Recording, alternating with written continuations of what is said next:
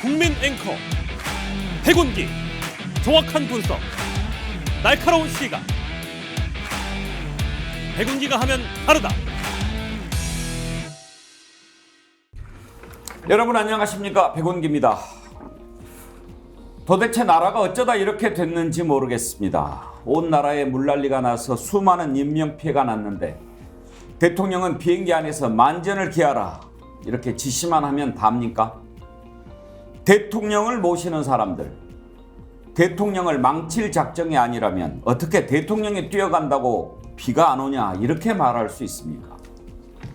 이 난리통에 대구시장은 골프를 치다가 들통이 나니까 테니스는 되고 골프는 안 되냐고 오히려 따집니다. 이러니 나라가 미쳐 돌아간다는 말이 나오는 것 아니겠습니까? 이 땅의 상식은 도대체 어디로 갔습니까? 이러다가 상식이라는 말 뜻이 바뀌는 건 아닐까 두렵기까지 합니다.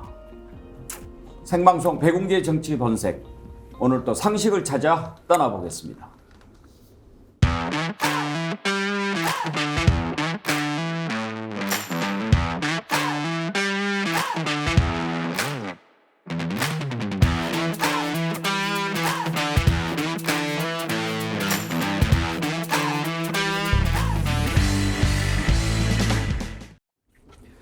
오늘 함께 하실 네 분 패널 소개하겠습니다. 최수영 메시지 컨설턴트, 김유정 전 민주당 의원, 양문석 언론학 박사, 서정욱 변호사 함께합니다. 어서 오십시오. 안녕하세요. 반갑습니다. 오늘 먼저 시청자 여러분께 감사의 말씀부터 올리겠습니다. 어제 우리 정치본색이 사상 처음으로 동시 접속 2만 명을 돌파했는데요. 동시 접속 2만 명은 시청률로 따지면 약 10% 정도 되는 숫자입니다. 이렇게 놀라운 기록을 만들어주신 시청자 여러분께 진심으로 감사드립니다. 저희는 여기에 만족하지 않고 이 땅의 상식을 회복하기 위해서 더욱 최선을 다하겠습니다. 스픽스 구독자도 크게 늘어나서 지금 43만 1000명인데요. 100만 정어리대가 모일 때까지 주변에 널리 스픽스 백운기의 정치본색 구독 권유해 주십시오. 함께하면 뭐든지 할 수 있습니다. 좋아요도 필요합니다. 매일 새롭게님, 좋아요 꾹 무료로 눌렀어요 그러셨는데 무료입니다. 좋아요도 많이 눌러주시면 저희들에게 힘이 됩니다. 군자금도 필요합니다. 저희들 스픽스몰에서 판매하고 있는 스픽스 글래머 화장품도 많이 사주십시오. 제가 부탁드립니다. 그러면 저희들이 더 힘을 내서 새로운 일 할 수 있습니다. 와, 근데 방송 초반부터 부담 팍팍 주네요. 네? 우리 양문석 박사님 한번 뒤 돌아보세요. 못 보셨죠? 2만 보입니다. 예. 2만. 어제 2만 명 그러니까 초반부터 이 부담을 엄청나게 주시네요. 지난주에 15,000 예. 이 월요일 날 통과했다고 화요일 날 패널들을 그렇게 스트레스를 줘가지고 간신히 15,000 한번 찍었다가 떨어졌던 것 같은데 벌써 2만. 예. 김유정 의원님, 패널들 그럴 때 스트레스 받습니까? 힘이 나지 않습니까? 예, 더 열심히 해야지 뭐 이런 생각합니다. 양문석 박사도 약간 상식에서 조금씩 멀어지고 있는 것 같습니다. 대통령이 뭘 상식인데 뭐 양문석이라고 뭘 상식이 아니겠습니까? 예. 오늘 우리가 아이템을 이렇게 준비하면서 보니까 몰상식 시리즈가 됐습니다. 상식으로는 도저히 이해할 수 없는 일들이 하나 둘이 아닙니다. 오늘 한 번씩 따져보면서 왜 이렇게 됐는지 한번 생각해 보겠습니다. 먼저 홍준표 대구시장. 지금 이렇게 물난리가 났는데 토요일 날 골프를 치러 갔습니다. 대구 스픽스 대구가 단독으로 보도했습니다. 들키지 않았다면 뭐라고 얘기했을지 모르겠습니다만 사실로 확인이 되니까 오히려 화를 냅니다. 골프 치지 말란 법이 어디냐? 테니스는 되고 골프는 안 되냐? 지금 그 얘기하는 것 아니지 않습니까? 그런데 왜 이렇게 얘기할까요? 온통 나라가 상식이 사라져버리니까 이분도 그쪽으로 가버린 걸까요? 그리고 대구는 괜찮았다라고 얘기하는데 대구도 비가 많이 왔죠. 또 한 번 인명피해도 있었고, 그리고 경북에서 그 산사태가 났는데 바로 옆 동네 아닙니까? 그러면 본인은 뭐하러 중앙 정치 무대 계속 이야기합니까? 대구 일만 보면 되지요. 다른 때는 그렇게 나라 걱정하면서 온 나라가 물난리가 나서 이렇게 수많은 인명피해가 났는데 대구는 괜찮았다. 그렇게 이야기할 수 있습니까? 기자들 만나서도 굽히지 않더군요. 한번 들어보시죠. 일각에서 좀 부적절한 타순이었다라는 비판에 대해서 좀 시장님 어떻게 보세요? 부적절하지 않았습니다. 골프를 치는 건 사적인 행동이라고 생각하시는 건가요? 민주당에서 그런 터집 잡지 마세요. 그거 토요일 주말에 그런 거 자꾸 시끄러지 마세요. 그걸 갖다가 뭘 터집 잡았다고 볼 때처럼 덤벼가지고 이게 무슨 짓인지 내가 모르겠네. 그러면 15일 날은 아는 대차가 있습니다. 기자들 여러분들이나 눈높이 맞게 좀 질문하세요. 예? 이제 그게 어느 시대의 법입니까? 주말에 공무원들이 자유스럽게 개인 활동을 하는 겁니다. 예? 기자분들은 주말에 그럼 나오라고 하면 그냥 나옵니까? 그럼 왜 그래? 그럼 관용차 이야기하는데 개인 활동하는데 관용차 사용하지 않습니다. 내 차에 있습니다. 어떻게 그걸 갖다가 꼭 권위주의 시대 정신으로 그런 식으로 그런 질문을 하세요. 택도의 소리하고. 홍준표 시장이 저렇게 얘기하는 걸 보니까 어떤 영화가 생각이 나네요. 내가 잘못했네. 내가 잘못했어. 왜 기자한테 화를 냅니까? 자, 서정욱 변호사 오늘 보수 패널 시각부터 먼저 좀 들어봅시다. 홍준표 시장 발언에 대해서 어떻게 들으셨나요? 옛날에 제가 이해찬 대표 3.1절에 골프 친 걸요. 제가 엄청나게 비판한 적이 있습니다. 3.1절도 공휴일 아닙니까? 토요일이랑 똑같거든요. 저는 이제 아무리 토일이지만 그렇지만 이게 선출직 고위공직자 아닙니까? 이런데 공직자는 하루 24시간, 1년 365일 완전하게 자유로운 시간은 없는 거예요. 제가 이제 가장 재밌게 감동 깊게 읽은 책 중에 하나가 대망이라는 책이 있어요. 거기에 도쿠가 이에야스가 무슨 말을 했느냐? 항상 이게 지도자는요, 불에 타고 있는 집에 있는 것처럼 물이 새고 있는 배에 앉아 있는 것처럼 긴장을 해야 된다. 지금 이게 배에 물이 새고 있으면 얼마나 긴장됩니까? 집이 불에 타고 있어요. 거기에 앉아 있는 것처럼 항상 긴장을 해야 된다. 이런 말을 자주 했습니다. 도쿠가 이에야스가. 저는 홍준표 시장이 아주 부적절한 처신을 했다. 아무리 저도 집이 대구 아닙니까? 근데 바로 옆에 경북에 산사태가 그래 나는데 대구라고 갑자기 무슨 사고가 안 난다는 보장이 있습니까? 아무리 그래도 이게 국가적인 재난 상태에 저렇게 골프를 치시고 또 이게 잘못했으면 석고대죄 잘못했다 하면 되지. 이걸 이게 또 기자한테 화내시고 계속 변명하잖아요. 이래서 저는 중도 표가 많이 떨어나가지 않을까 이런 게 걱정이 돼요. 지금 표 걱정할 때는 아닌 것 같고요. 기본적으로 아니 양문석 박사님, 네. 홍준표 시장 평소에 얼마나 입 바른 소리 잘합니까? 네. 그리고 그럴 거면 김기현 대표 말대로 지방만 신경 쓰면 되죠. 그렇죠. 온 나라가 지금 물난리가 났지 않습니까? 잘못했다고 하면 될 일을 왜 저렇게 얘기할까요? 일단 좀 체크해 볼 팩트 체크가 좀 있는 것 같아요. 기자는 관용차 타고 골프 치러 갔다라고 하고 본인은 관용차 타고 가지 않았다, 내 차 있다라고 하는 부분에 대해서 체크 팩트를 해볼 필요가 있고요. 저 이야기가 지금 그 이야기잖아요. 토요일, 일요일은 공휴일이다. 공무원이 나는 쉬어도 된다. 대통령만 쉬면 안 된다. 지금 그렇게 발언을 했단 말이에요. 그래서 토요일, 일요일 날 공휴일인데 그럼 토요일, 일요일 날 공휴일에 대한 명확한 자기 입장을 정리가 됐으면 관용차 타면 완전 죽이놈 되는 거예요. 근데 기자가 확인했으니까 저 관용차 문제를 제기를 했겠죠. 근데 저게 사실로 드러나면 홍준표 어떻게 대응할지 잘 모르겠고요. 홍준표 발언 중에 미국 대통령도 전쟁 중에 골프를 친다. 무슨 골프가 큰 죄냐. 그리고 앵커께서 말씀하셨던 테니스는 되고 골프는 안 되냐. 테니스도 안 되죠. 비상사태, 지역 비상사태가 오면요. 어떤 일절의 운동도 안 합니다. 그리고 못하게 돼 있는 거고요. 그런데 테니스는 되고 골프는 안 된다. 이것도 엉뚱한 이 비유를 들고 와가지고 국민들에게 사기치는 거거든요. 테니스도 안 됩니다. 그다음에 미국에서 전쟁 중에 대통령이 골프 치더라. 그게 잘한 짓이냐? 전쟁 중에 골프 치는 대통령이 잘한 짓이냐고. 거기에 대한 기본적인 비판적 시각을 가져야 되는데 미국도 하는데 우리가 왜 전형적인 사대주의적 관점들이 또 홍준표에게서 나오는 거예요. 그러면 미국은 시장 비판하면 광고 다 빼버리더나. 예를 들어서 홍준표는 자기 비판하면 광고 다 빼버렸거든요. 광고 다 빼버리더냐고. 기본적으로 사대주의 근성들이 툭툭 튀어나오는데 그 사대주의 근성들 중에 좋은 거 좀 배워라 좀. 나쁜 것만 어떻게 배우고 비판할 대목에 대해서 자신의 본을 삼고 따르고자 하냐고요. 저는 정신적으로 이분이 계속 정치하면 안 된다고 생각을 해요.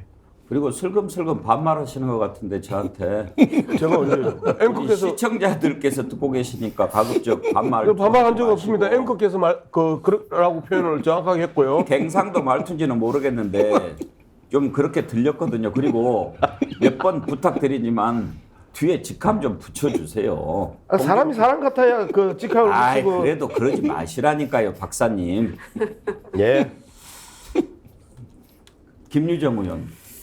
그런데 대구시 공무원들은 1000명인가 넘는데 그날 다 비상대기했다고 그러더라고요. 그런데 그 기자가 그렇게 질문을 하니까 내가 비상대기 하라고 한 적 없다 이런 황당무계한 얘기를 또 훌륭한 공무원들이네요, 대구시는. 시장이 명령하지 않아도 알아서 선제적으로 대기하고 있었다는 말밖에 안 되지 않습니까? 참 기가 막힐 노릇인데요. 이 홍준표 시장이 이해찬 총리의 3.1절 골프에 대해서 누구보다 강도 높게 비판했던 분입니다. 그런데 본인이 하는 거는 무류인가요? 다 괜찮은 건가요?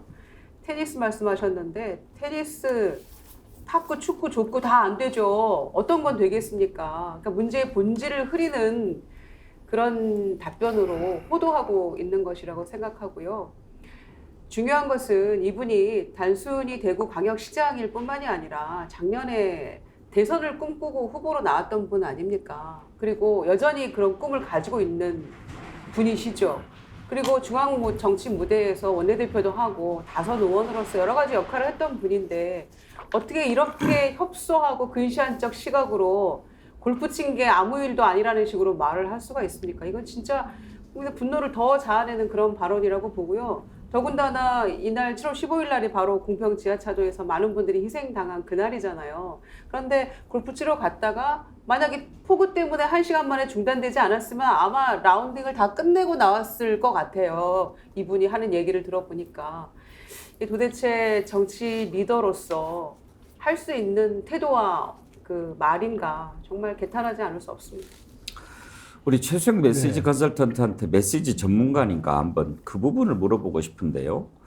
이 문제를 이제 골프 친 사실을 보도를 하면 뭐 우리가 흔히 예상할 수 있는 반응은 어떠한 사람들과 오래전부터 잡힌 일정이라 정말 취소할 수가 없었다. 그래서 부득이하게 가서 인사만 하고 나오려고 했는데 뭐 그러기가 좀 곤란해서 하다 보니까 이렇게 됐다. 부적절한 처신이었다. 죄송하다. 이게 일반적으로 상식적으로 할 수 있는 해명 아닙니까? 그런데 그렇죠. 네. 왜 이 양반은 이렇게 오히려 더 성을 내고 그렇게 했을까요?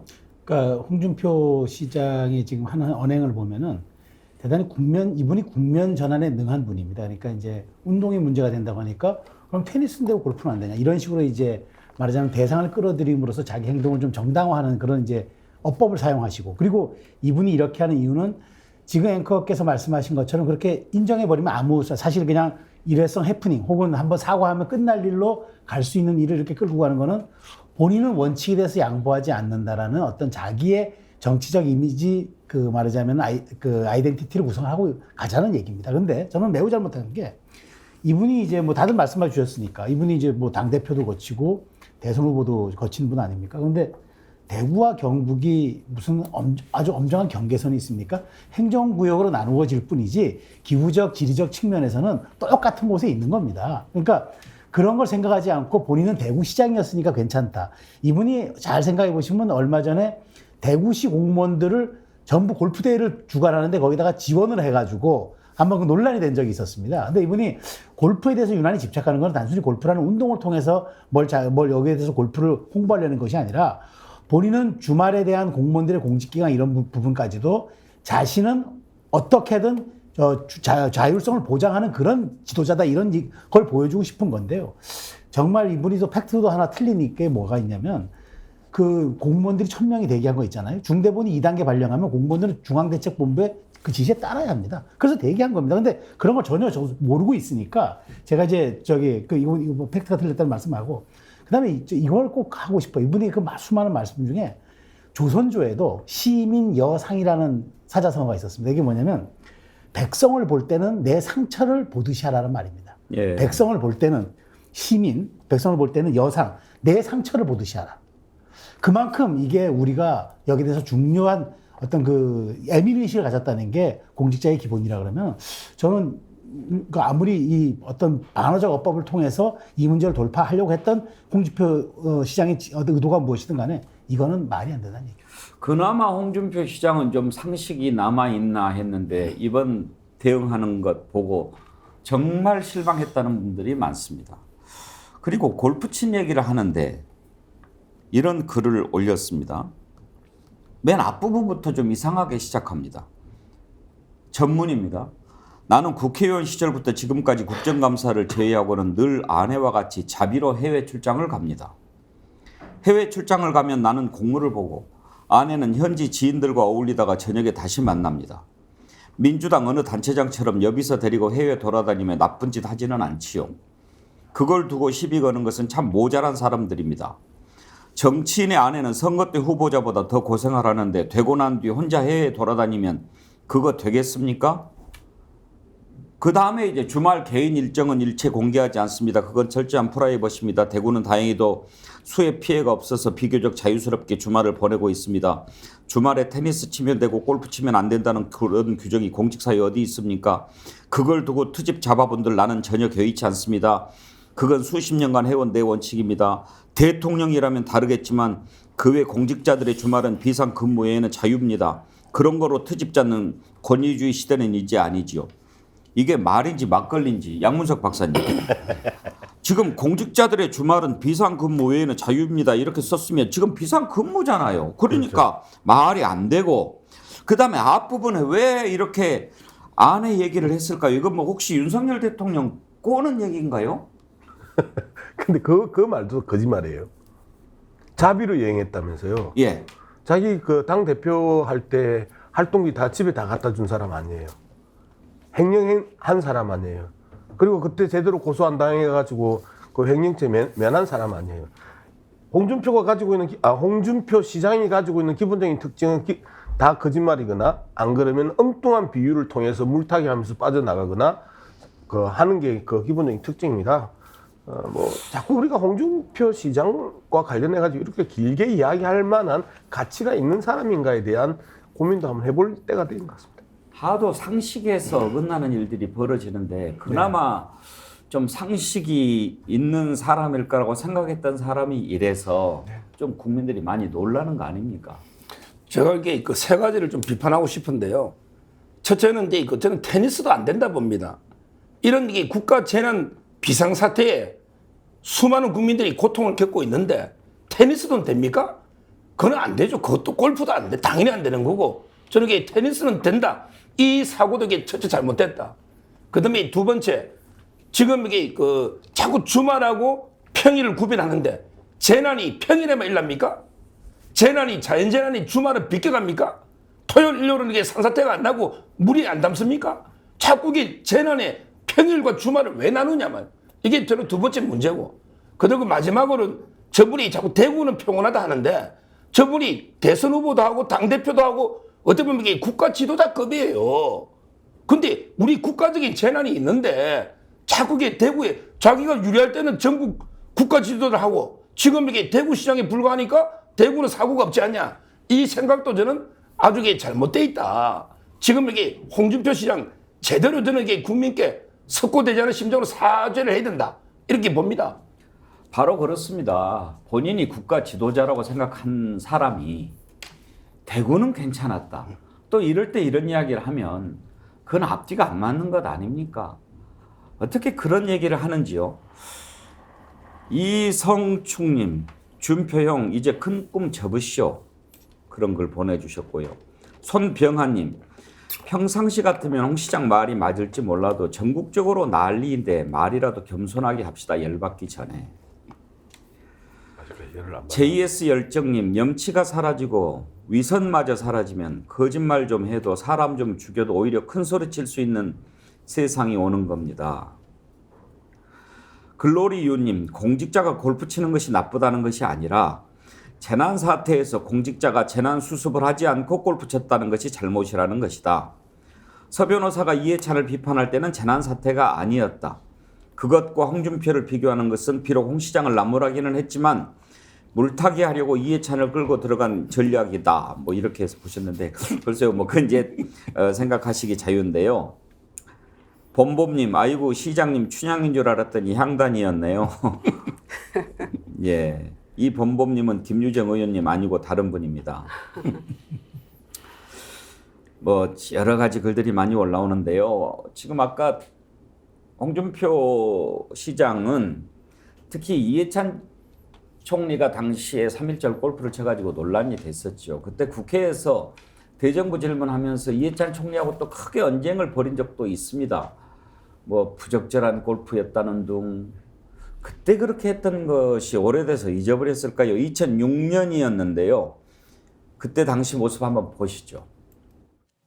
사실을 갖고 말씀하십시오. 사실을 가지고. 사실을 갖고 이야기하는 겁니다. 총리께서 말씀하시는 그 사실을 갖고 내가 이야기하는 겁니다. 총리께서 답변을 하셨잖아요. 골프 친 일 있다.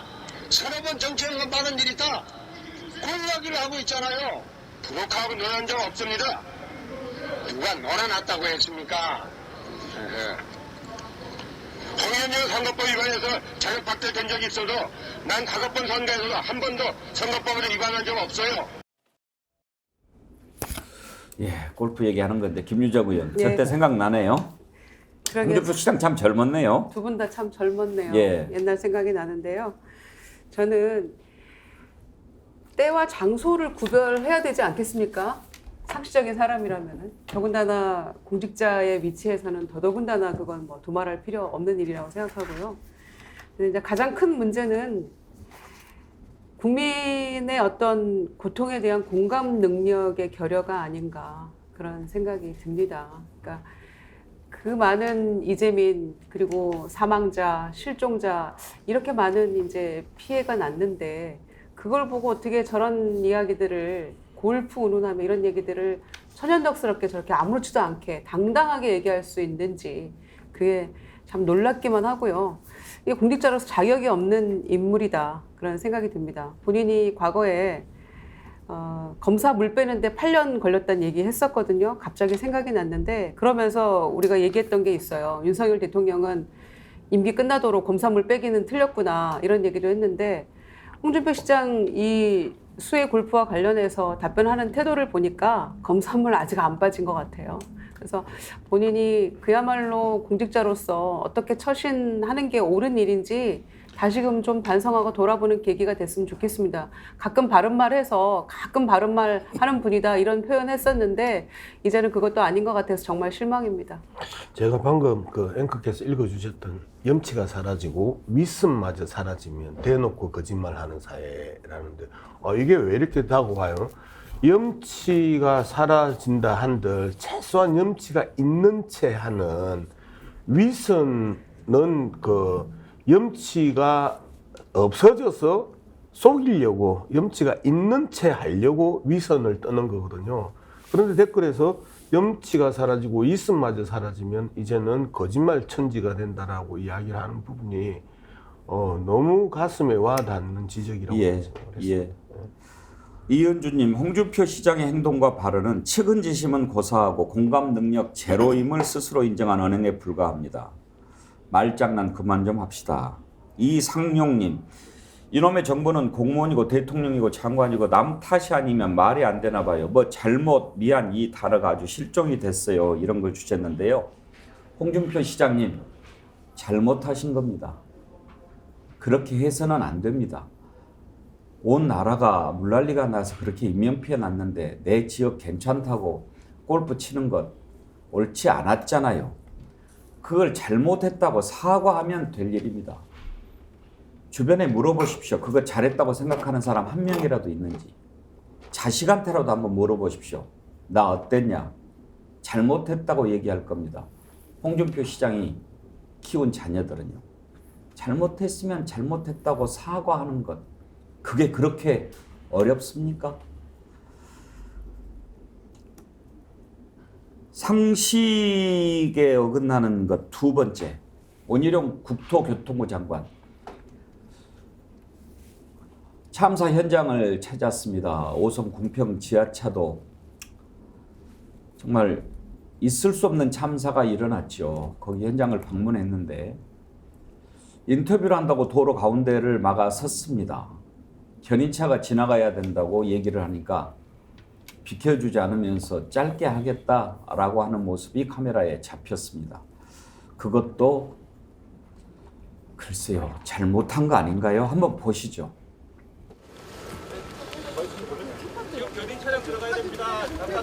예, 아니 짧게 하고 있습니다. 아주 비극적인 사고에 너무 참담한 마음입니다.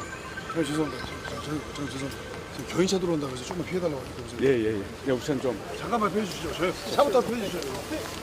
차 들어가야 된다고 하니까 차부터 보내니까.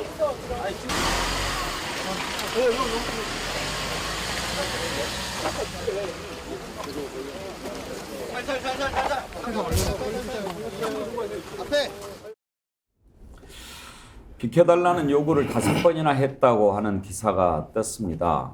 저 부분도요. 뭐 인터뷰 중요하죠. 또 국민에게 알려줄 일이니까요. 그러면 좀 이렇게 이동에 방해가 되지 않도록 해야 되지 않겠습니까? 그런데 저는 여기에서 또 뭘 문제를 삼냐면 원희룡 장관의 해명입니다. 우리가 방금 봤지요. 비켜주십시오. 짧게 하고 누구한테 얘기한 겁니까? 비켜달라고 하는 사람한테 얘기한 것 아닙니까? 그게 그렇게 들리지 않았습니까? 그런데 사실과 전혀 부합하지 않는 기사이고 매우 유감입니다. 이렇게 또 글을 썼습니다. 제가 짧게라고 말한 것은 인터뷰를 하는 것 자체가 현장에 방해가 될 수 있으므로 인터뷰는 짧게 하자고 기자들에게 말한 것이다. 이렇게 얘기합니다.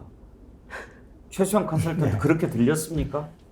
그렇게 들리지 않았습니다. 그러니까 상황이 혼잡스럽고 매우 뭐 여기저기 뒤섞여서 뭐 엉킨 그런 상황이고 이런 상황에서 인터뷰하는 거 뭐 혼란스러울 수 있습니다. 근데 인터뷰 짧게 끝내겠다 이런 뜻으로 들리지 않았습니까? 그렇죠. 맥락으로 보면 짧게 할게요라는 뜻이죠. 자, 근데 우리 국민들이 이제 저는 이렇게 생각합니다. 그러니까 우리 국민들이 4대의 의무가 있지 않습니까? 국방의 의무, 근로의 의무, 그다음에 교육의 의무, 납세의 의무가 있는데 저는 공직자는요. 하나 더 있다고 생각합니다.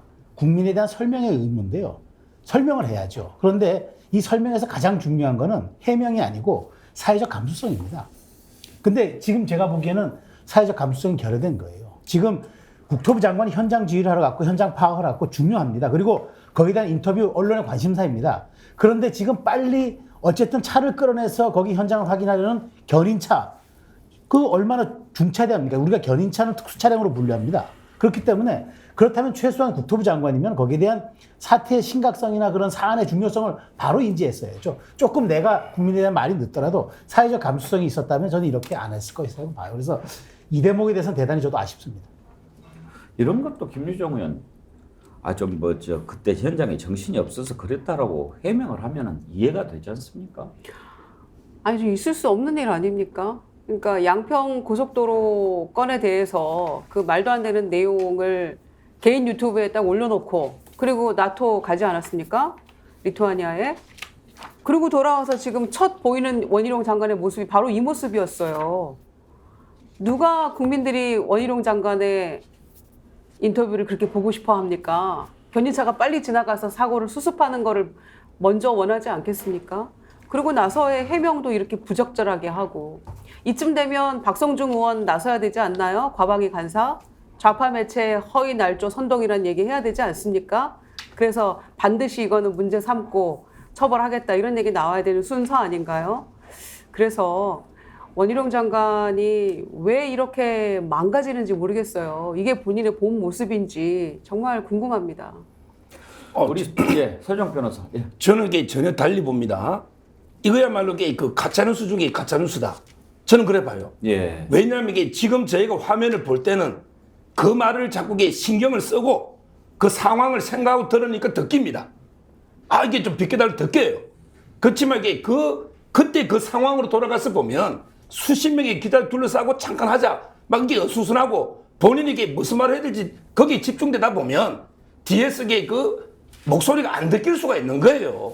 그래서 이게 보좌진이 빨리 견인 차원이니까 좀 빼달라니까 바로 피하지 않습니까? 저는 지금 자꾸 이게 상황을 보고 고의로 견인차 5번 듣고도 인터뷰했다 이렇게 안 봅니다. 그 현장에서 수십 명 시끄러우면 안 듣길 수 있잖아요. 설마 원희룡 장관이 일부러 이게 5번이나 하는데 그래 했겠습니까? 저는 좀 달리 생각합니다. 아니 설사 그 상황을 몰랐다 할지라도 주변의 소음 때문에 꼭 도로 한가운데서 길 막고 인터뷰를 했어야 되는데 그게 그렇게 중요합니까? 사고 수습에? 이해가 서정욱 되지 않습니다. 변호사 얘기에 대해서 양문석 박사 어떻게 생각하십니까? 그냥 우리 서 변호사가 한 번씩 그 홍준표하고 좀 홍준표 시장하고 유사해요. 어쩌다가 한 번씩 바른 말을 해요.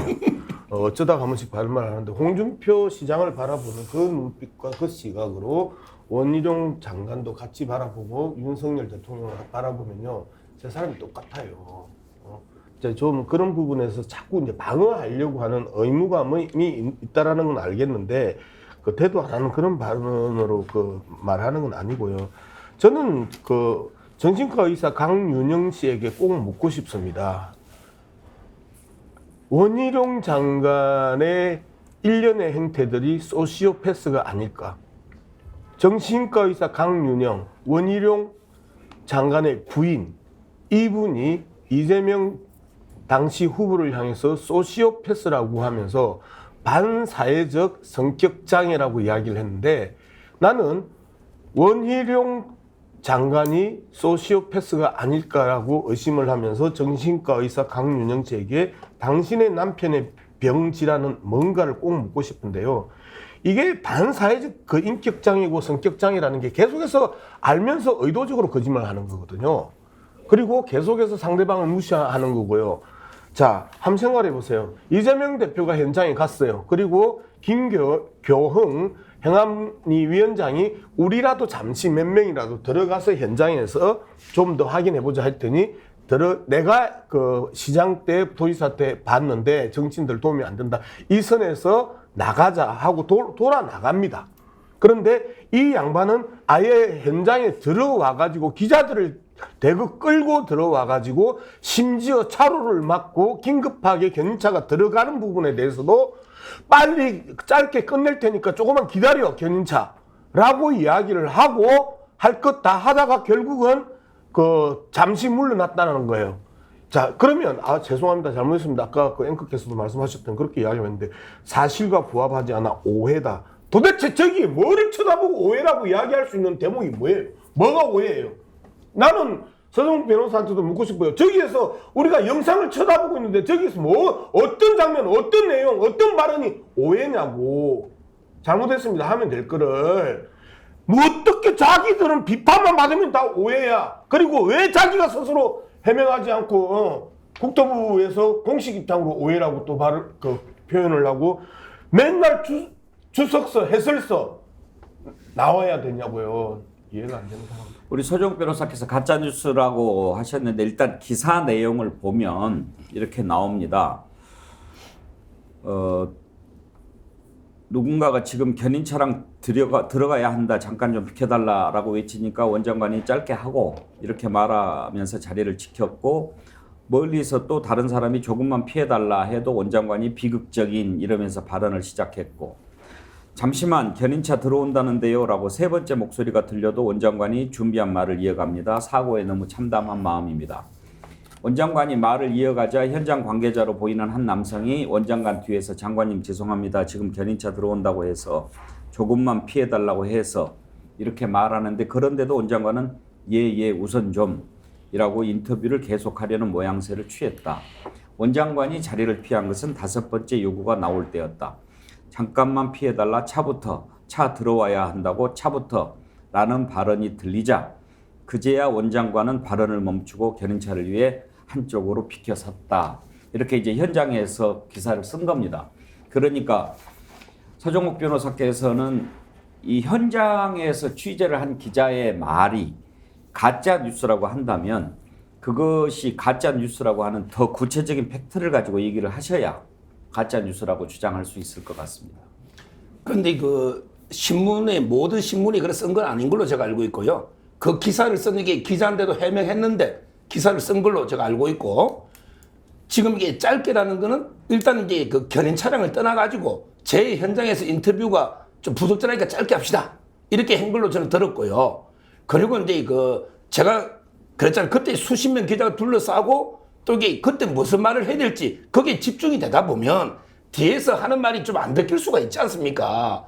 그때 상황을 지금 상황에서 우리가 유심히 귀를 기울이고 저 장면을 보면 그게 안 듣기느냐 뭐 이렇게 볼 수 있지만 제 말은 그 사람이라는 게 그 상황에 워낙 경황이 없는 상황이니까 그래서 나도 옆에 빼라니까 뺐지 않습니까? 왜 이렇게 또 바이든 날리면이 되는지 모르겠는데요. 서정욱 변호사는 그 짧게라고 하는 게 인터뷰는 짧게 하자고 기자들에게 말한 것이다라는 원희룡 장관의 얘기로 생각한다 이 말씀이죠. 그렇습니다. 알겠습니다. 우리가 또 어떤 게 진실인지는 원희룡 장관 마음속으로 안 들어가 봐서 모르겠습니다만 그 장면 한번 다시 보면서 어떤 것이었을까 생각하고 다음으로 넘어갑시다.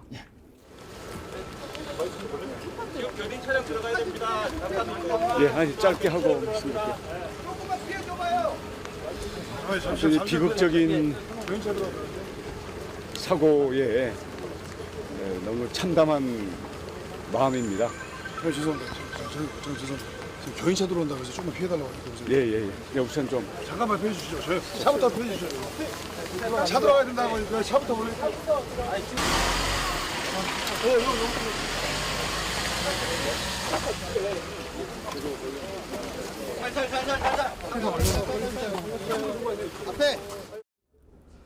자, 저게 어떤 상황일지 보는 분들이 판단하시면 될 것 같습니다. 다음으로 도저히 상식으로 이해할 수 없는 세 번째, 김건희 여사의 명품숍 방문에 대해서 대통령실이 처음에는 아무런 해명을 내놓지 않았다가 나중에 관계자의 말로 가기는 갔는데 물건은 안 샀다. 그리고 상인들 호객 행위 때문에 그렇게 됐다라고 해명한 걸로 나왔죠. 그리고 이제 돌아와서 대통령실 어떻게 얘기합니까? 정쟁화 될 테니 언급하지 않겠다. 이렇게 정리를 했습니다. 과거 줄리라든지 청담동 술자리라든지 이렇게 여야 간 정쟁화가 됐다. 팩트를 갖고 얘기해도 그 자체가 정쟁 소지가 될 가능성이 크기 때문에 더 정쟁 소지를 만들지 않는 게 차라리 나을 것 같다. 자, 이렇게 얘기를 했는데요. 자, 서정욱 변호사 한번 물어봅시다. 예. 명품숍에 가게는 갔는데 물건은 안 샀다. 그 말 믿으십니까? 예. 아. 서정욱 변호사는 그걸 믿으시군요. 예. 그리고 들어갈 생각이 없는데 호객 행위 때문에 들어가게 됐다. 그 말도 믿으십니까? 아, 그건 안 믿어요. 호객 행위는 안 믿어요. 그러나 이게 저는 방문했다고 봅니다. 방문했다고 봅니다가 아니고 방문했죠. 예. 그건 리투아니아 그러니까 호객 행위 기사도 없이. 나왔고 예, 호객 사진도 있으니까. 예. 근데 이제 물건 사는 장면은 안에서는 안 찍었어요. 예. 근데 안 샀다고 하는 말을 믿으신다고요? 예. 왜 믿습니까? 샀으면 이게 샀다는 사람이 입증을 해야 되잖아요. 안 샀다는데. 물론 그 다음날 관계자가 넥타이 하나 샀다고 하는데 저는요, 개인 돈이든 개인 돈으로 이렇게 물건 하나 사도 뭐 큰 문제는 없다 봐요. 근데 뭐 안 샀다 하니까 믿어야죠. 산 증거가 없으니까. 산 증거가 없으니까 믿는다는 말씀이시군요. 예, 본인이 법조인다운 생각이신데 예. 그냥 마음속으로도 그렇게 생각하시는지는 잘 모르겠습니다. 제가 이 문제에 대해서 한 말씀 드리면 저는요, 아마 이제 그 명품들 모아놓는 샵인데 여기 간 걸 잘했다고는 생각 안 합니다. 왜냐하면 이게 이왕 방문할 것 때문에 재래시장이나 또 그 나라의 뭐 고유한 이런 우리 같으면 이게 재래시장들 있잖아요. 뭐 인사동이나 이런 데 방문하는 게 더 낫다. 따라서 이게 그 명품 샵에 간 게 잘했다고는 생각 안 해요. 그렇지만 이게 정말 우리나라를 이게 두 동강 낼 정도로 이게 아주 잘못한 행위다. 이렇게도 생각 안 합니다. 지금요, 이게 과연 그렇게까지 잘못한 건가? 이런 생각 들어요. 그러나 이게 좀 아무리 국빈 방문 가도 쉬는 시간에는 뭐 이게 우리가 백화점도 둘러볼 수 있고, 제가 서 있어 가면 이게 시계점도 한번 둘러볼 수 있고, 이래 볼 수 있잖아요. 그것도 문화인데, 따라서 이걸 저는 이게 너무 기성전 김건희로 자국의 김건희 여사를 악마화 만들려는 이런 이게 공격이 아닌가. 제가 이게 말 안 하겠지. 옛날에 김정숙 여사 있잖아요. 이분이 진짜 관봉권 빳빳한 많은 5만짜리 새 돈으로 구두를 몇 컬레 샀습니까? 그때 한복도 샀잖아요. 그 다음에 옷값도 공개라는 판결도 무시하고 지금 공개 안 하고 있잖아요. 저는 김정숙 여사는 그때 관봉권을 준 게 다 드러났거든요. 근데 이번에 김건희 여사는 특수활동비로 샀다는 증거는 없잖아요. 이걸 가지고 저는 너무 이렇게 공격하는 게 맞는가? 이것도 이게 국론 분열이 아닌가 싶습니다. 증거가 있으면 죄고 증거가 없으면 죄가 아니 아닙니까? 저는 좀 사도 큰 죄는 아니다. 사비로 샀으면 사비로. 다만 이게 공금 특수활동비로 사면 좀 문제되겠죠. 최수영 검사님도 그렇게 생각하십니까?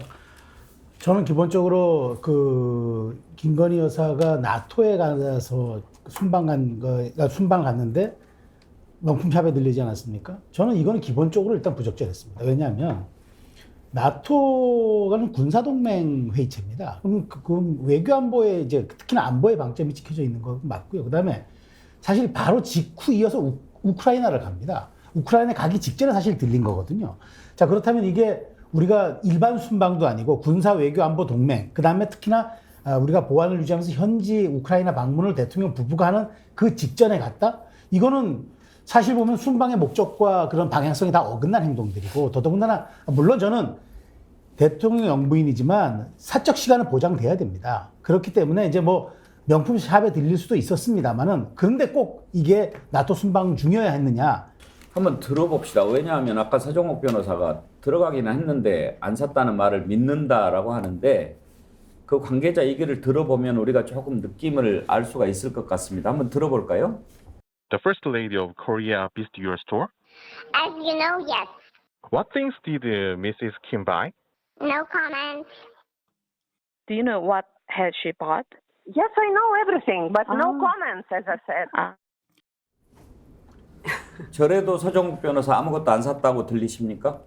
지금 이게 그 다음날 제가 넥타이 하나 샀다는 이야기 들었고요. 그렇게 해명했지 않습니까? 다음날 대통령실 관계자가 넥타이를 하나 샀다. 그러니까 대통령실 해명을 그대로 믿으신다 이 말씀이죠? 그럼요. 알겠습니다. 우리 국민이 대통령실 해명을 안 믿으면 뭘 믿어요?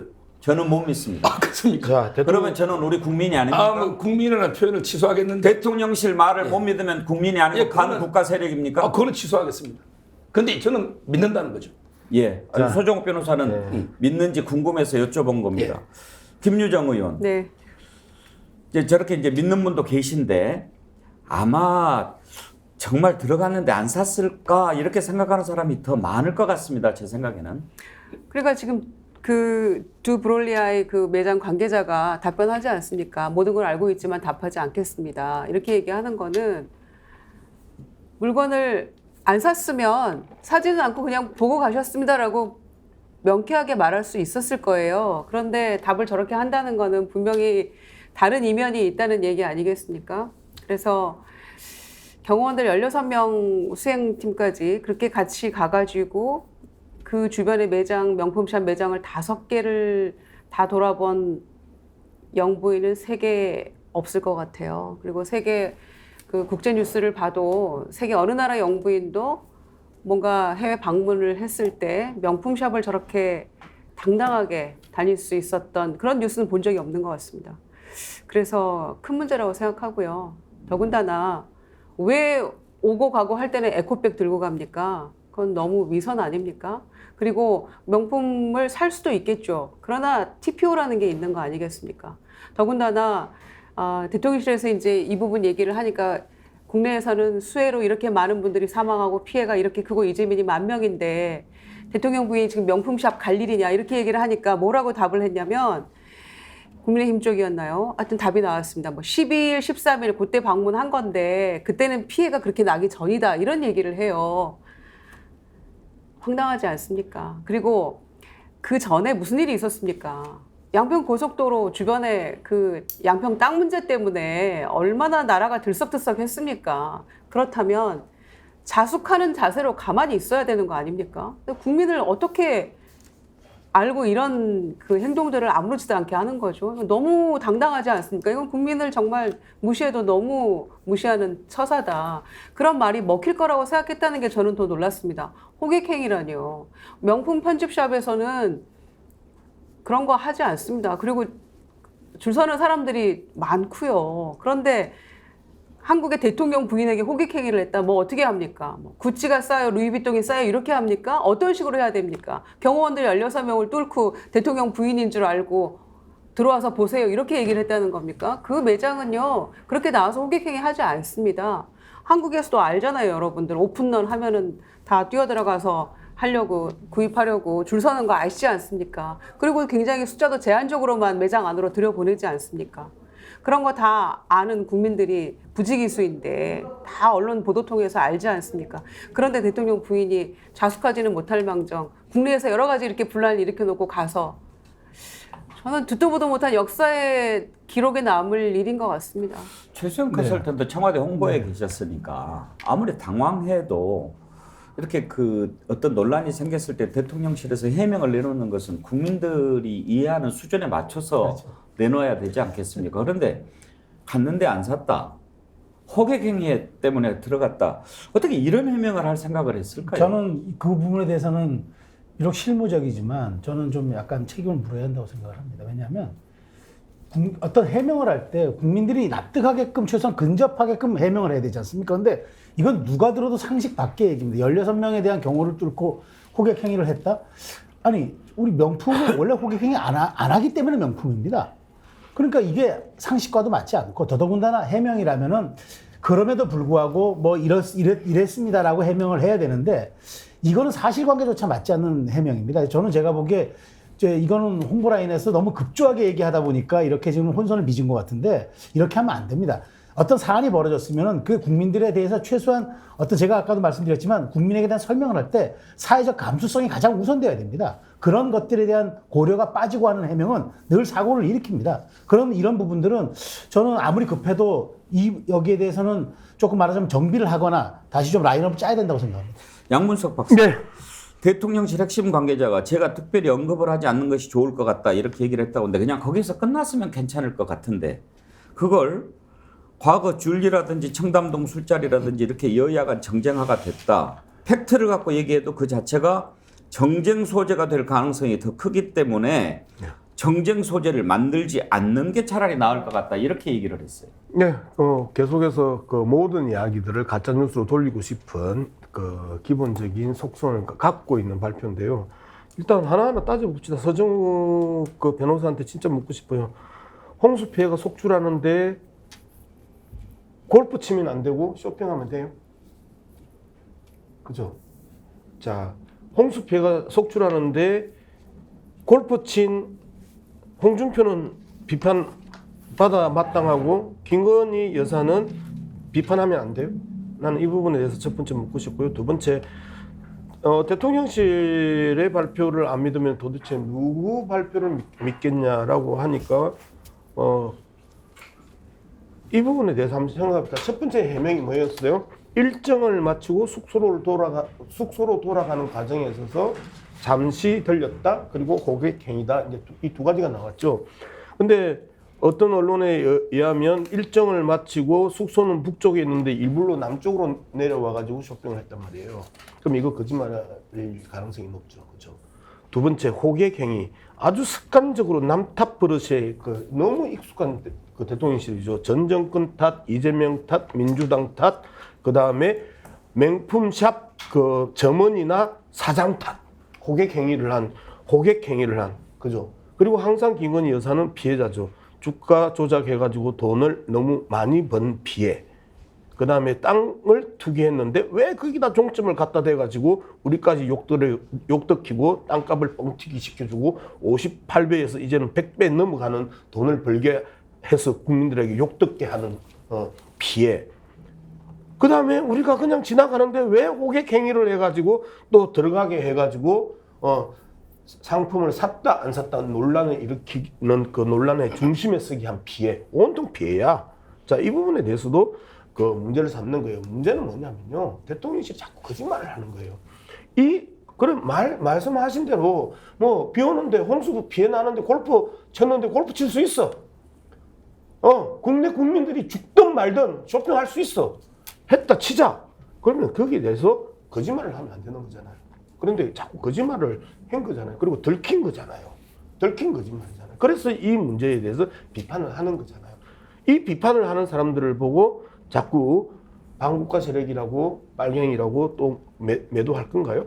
나는 이 부분에 대해서 지금 지적을 하는 거예요. 제가 근데 그 호객 행위 그 핑계 댄 거 있잖아요. 아마 이게 홍보수석 김은혜가 했는지 누가 했는지 모르겠는데 그거는 이게 잘못됐다.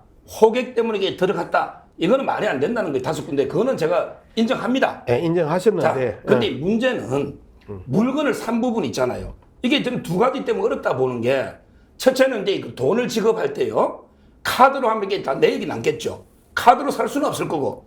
그럼 이게 현금을 많이 바꿔가다가 현금을 주고 사야 되는데, 과연 이게 보는 눈이 엄청나게 많은데, 과연 이게 수백만 원 현금을 주고 샀을까? 카드는 내역이 남잖아요. 따라서 이게 지급한 게 문제고, 더 큰 문제는 지금 이게 김건희 여사 일거수일투족이 다 이게 찍힙니다. 자, 제가 이게 명품점에 가서 가방을 하나 샀다. 그럼 이게 가방 들고 노는 게 안 찍힐까요? 이게 몰래 숨겨 뭐 어디 몸 안에 유동규 씨한테 돈 주듯이 뭐 몸 안에 안주머니에 여었을까요?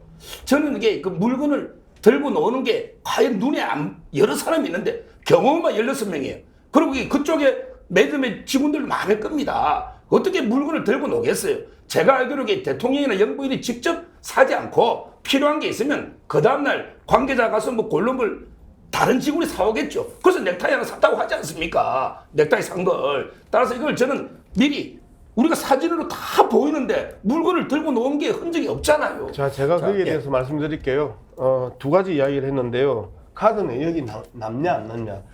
그 검찰총장 특수활동비 내역 싹 다 지웠던 게 검찰이에요. 그죠? 언제든지 저들은 마음만 먹으면 다 지울 수 있는 능력과 기술과 그 체계를 알 수 있어요. 그 다음에 아무것도 안 들고 나온다. 우리 면세점 가서 사면 바로 공항으로 보내주죠. 명품샵에서 그 정도 서비스도 안 할까요? 그리고 대통령 부인이 와서 사는데 그걸 덜렁덜렁 들고 나가는 모습을 보여줄까요? 자, 양문석 박사님. 예. 웬만하면 상식적으로 좀 이야기를 하고 좀 상식적으로 고민하고 저 사람들이 이제까지 했던 행동에 대해서 비추어서 오늘의 사건을 갖다 해석 한번 해봅시다. 예. 자, 진실도 중요한데 서정욱 변호사 말씀드리면서 제가 꼭 물어보고 싶은 게 하나 있습니다. 예. 자, 이제 물건을 샀는지 안 샀는지 그것은 안 샀다고 하니까 그렇다고 칩시다. 예. 호객 행위가 아니고 자발적으로 갔다라고 하면 이제 호객 행위는 안 믿는다고 말씀하셨으니까 지금 이제 김건희 여사가 리투아니아를 방문했을 때 우리나라에 이제 수해가 시작이 되고 있었지요. 그리고 그때 상황이 어떤 상황이었습니까? 김건희 여사 처가 땅이 있는 곳으로 고속도로 종점이 났다고 해서 막 혼란스러운 상황 아니었습니까? 그러면 서정욱 변호사 말씀 그대로 일거수일투족이 다 노출이 되는 영부인의 동선이라고 한다면 굳이 자발적으로 명품점을 이렇게 5군데나 돌면서 구경하고 그러는 게 적절했다고 보십니까? 그거는 이제 아까도 말했지만 부적절하다고 생각합니다. 차라리 이게 방문하려면 재래시장이나 아까 제가 그랬잖아요. 리투아니아의 문화를 이제 볼 수 있는 이런 게 재래시장이 좋았지 명품 숍은 좀 이게 부적절했다고 제가 아까 이야기했습니다. 그러니까 정해명을 하고 싶으면 워낙 패션이라든지 또는 문화라든지 이런 곳에 관심이 많은 부인이라 뭐 그런 것에 혹시 좀 참고가 될까봐 그랬다고 하면 그것도 믿기지 않지만 이해하겠습니다. 그런데 호객행위 때문에 갔다는 둥 들어갔는데 안 샀다는 둥 이렇게 해명을 하면 국민들이 어떻게 듣냐면 저 거짓말하네 이런 차원을 넘어서 우리를 바보로 하나 이런 생각이 든단 말입니다. 국민의힘 내부에서도 비판이 나오죠. 천하람 위원장 얘기를 한번 들어보죠. 지금 이제 한 군데 매장을 방문하신 게 아니라 여러 곳을 방문했다라는 현지발 내용들도 나오고 있지 않습니까? 네.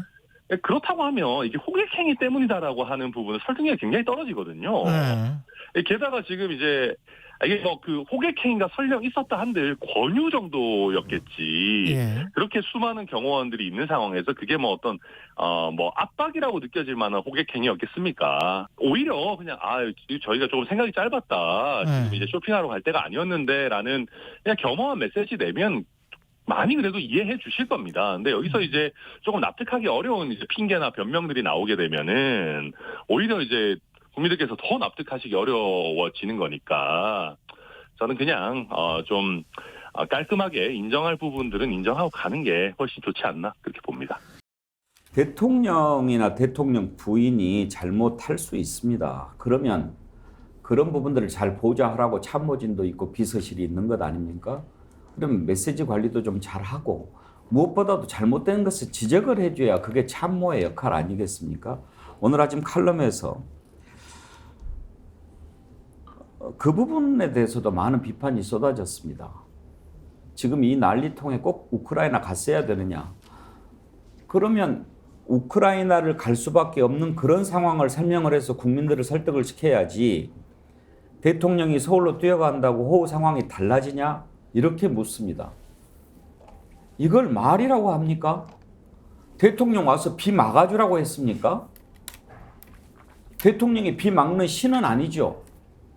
우리가 대통령한테 요구하는 게 그게 아니지 않습니까? 그런데 대통령이 간다고 비 안 오냐 이렇게 얘기를 하는 것은 이게 정상적인 생각을 가진 참모입니까? 오늘 한 칼럼에요. 이렇게 분석을 하더라고요. 대통령이 보고 싶은 것만 보고 하고 싶은 일만 하려고 하니 참모들도 그에 맞춰서 움직였을 것이다. 이건 아니다. 국내 상황이 심각해지니 대응해야 한다는 의견을 누구도 말할 분위기가 아니었을 것이다. 그리고 김건희 여사 리투아니아 명품 쇼핑과 관련해서도 중요한 건 그 시점 그 도시에서 대통령 부인의 행동이 부적절하다고 얘기하는 참모가 하나도 없었다는 점이다. 이게 이렇게 지적을 합니다. 그렇지 않습니까? 네, 저도 아침에 그 칼럼 읽었습니다. 칼럼 읽으면서 정말 그 노무현 대통령의 말이 소환되는 것도 가슴 아프게 봤습니다. 그러니까 비가 오면 비가 온 대로 대통령 마음이 무겁고 비가 안 오면 안 온 대로 다 이게 내 책임인 것 같아서 마음이 무겁다는 그 도입 부분을 보면서 제가 아까 말씀드린 거 있지 않습니까? 조선조에도 시민 여상, 정말 백성을 볼 때는 내 상처를 보듯이 하라. 그런데 대통령이 간다고 상황 달라지지 않는 거 다 압니다. 그렇지만 최소한 우크라이나는 정말 이렇게 갈 수밖에 없는 중요한 국익이 걸린 사안이니 이해해 주시고 대통령께서 최대한 지금 국내와 통화를 통해서 뭐 하고 있다라든가 그다음에 만전을 기하고 있다라든가 그러면서 이제 조기 어쨌든 마치는 대로 바로 귀국을 해서 돌보겠다 이렇게 조금 좀 그 말하자면은 정제되고 조금 더 그 사회적 감수성이 좀 포함된 그런 워딩들이 나갔으면 좀 좋았을 텐데 저도 뭐 달라지겠냐라는 이 얘기들은 저는 정말 국민의 아픔을 자기 상처 보듯이 해야 한다는 그런 과거 공직자의 그런 덕목 이게 과연 여기 적용이 됐을까? 그런 측면에서 참모들의 메시지치고는 아쉽습니다. 참모들이 대통령은 무료의 존재가 아니라는 걸 다 그 국민들도 알고 있습니다. 그렇지만 거기에 대해서 그럼에도 그 보완제적 역할을 하는 게 참모들인데 이런 워딩들은 저는 조금 아쉽다고 봅니다. 저는 두 가지 말씀을 드리고 싶어요. 그러니까 애써 이제 대통령이 우크라이나에까지 간 것에 대해서 이 재난 상황에 대해서 이제 뭔가 변명하고 현지에서 상황을 제대로 보고받고 지시했다라는 거를 강변하기 위한 발언 같은데요. 뭐 화상회의도 몇 번 했다. 그리고 뭐 수시로 상황을 보고받았다. 이런 얘기들을 했어요. 그런데 어제 돌아와서 이제 경북 예천 현장을 방문하신 거 아닙니까? 대통령께서. 그런데 그 자리에 앉아서 뭐라고 했습니까? 그 어르신들께.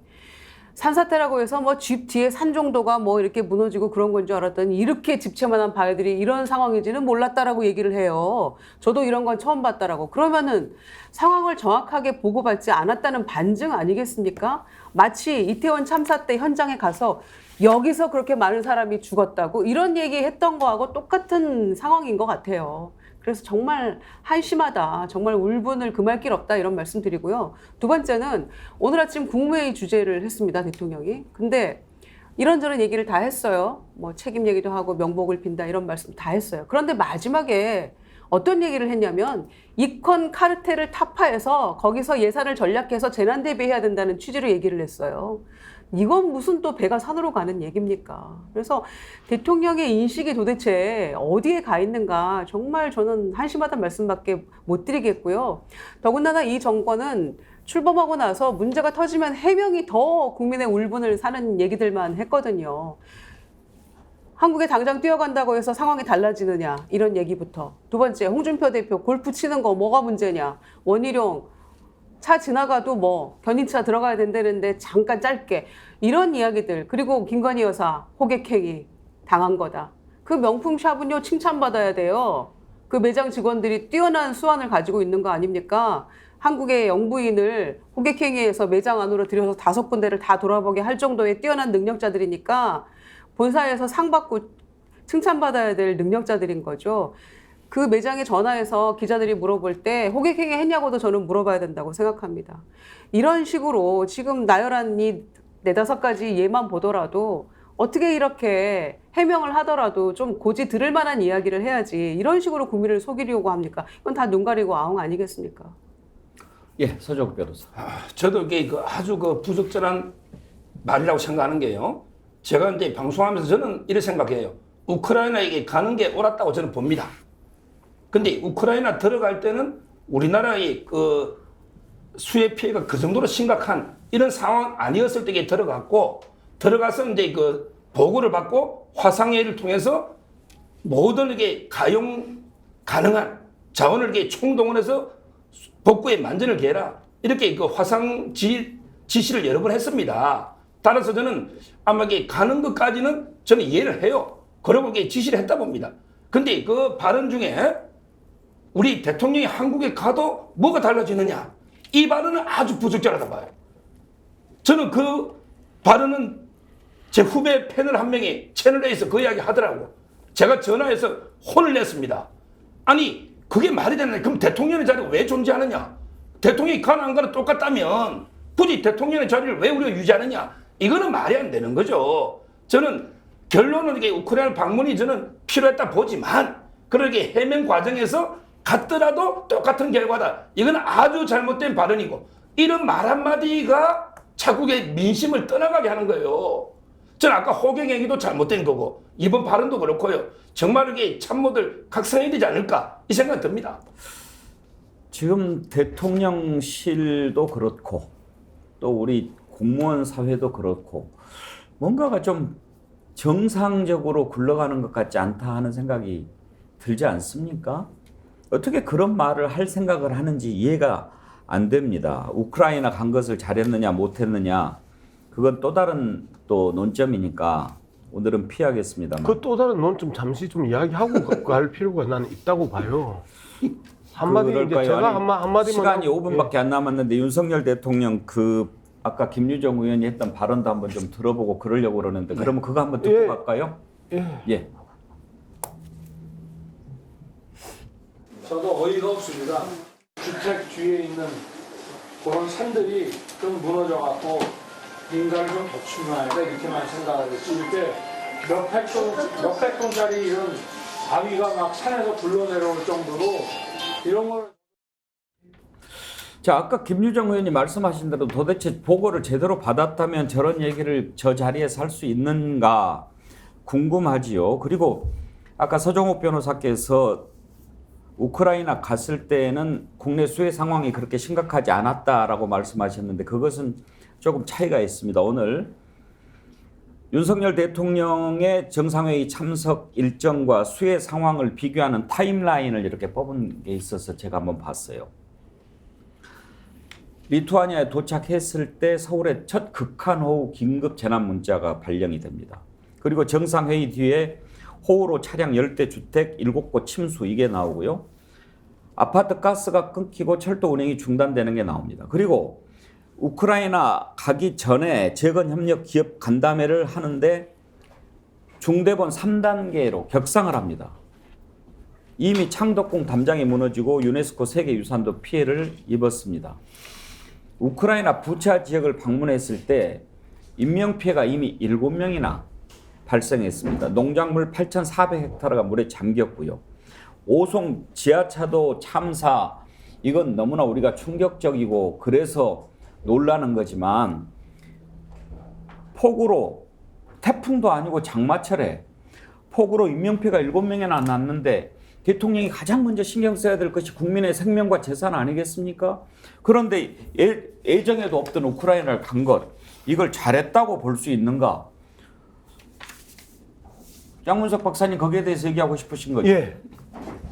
자, 갖다 칩시다.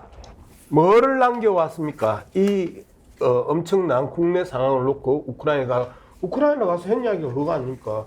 생적생, 사적생의 정신으로 우리가 강력히 연대해서 함께 싸워 나간다면, 자, 그러면 러시아하고 생적생, 사적생의 심정으로 러시아하고 우크라이나하고 싸우는데 우리가 러시아하고 대한민국도 싸우자 이 지금 이야기 아니에요.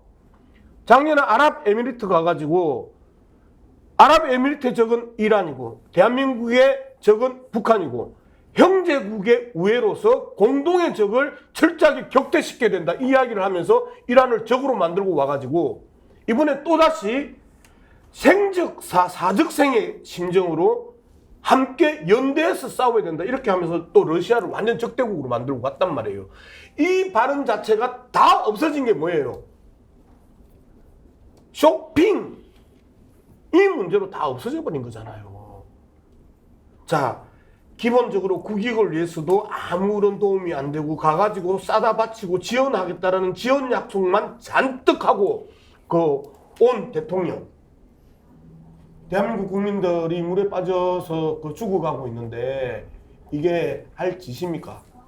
아니잖아요. 그죠? 우크라이나 갔다는 거는 잘 갔다고 이야기를 할 때는 우크라이나 가가지고 거기에 적당한 적절한 국익과 실리를 취해 왔었으면 그 부분에 대해서 상당 부분 양해가 될 수 있는데 지원 약속만 잔뜩 하고 왔어요. 이니셔티브라고 이야기를 하면서 먼저 지원을 하겠다고 하면서 지원 약속만 잔뜩 하고 왔고 그 다음에 러시아를 대놓고 명시적으로 적국으로 이제는 교정국으로 EU의 어떤 나라도 놔두고 동맹국가 중에 어떤 나라도 이야기하지 못하는 적대국으로 정확하게 규정하고 왔어요.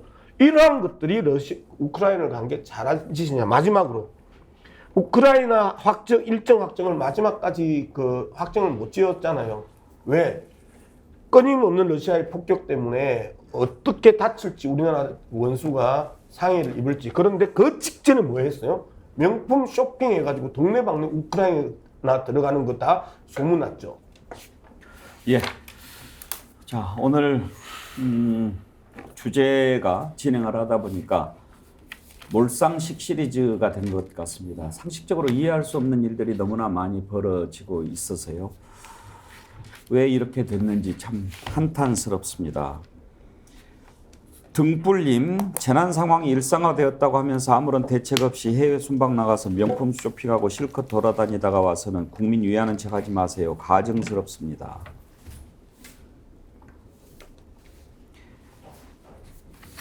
쯔양님, 왜 우리나라 대통령 부인은 매번 당하고만 사실까요? 주가 조작 통장 이용당해서 결과는 수십억 벌고 해외 순방 행사장에서 숙소 가는 반대 방향에 있는 명품 편집샵 앞을 걷다가 호객 행위를 당해서 5개 매장을 돌고 명품 편집샵이 호객 행위 날아가듯 모기가 웃습니다.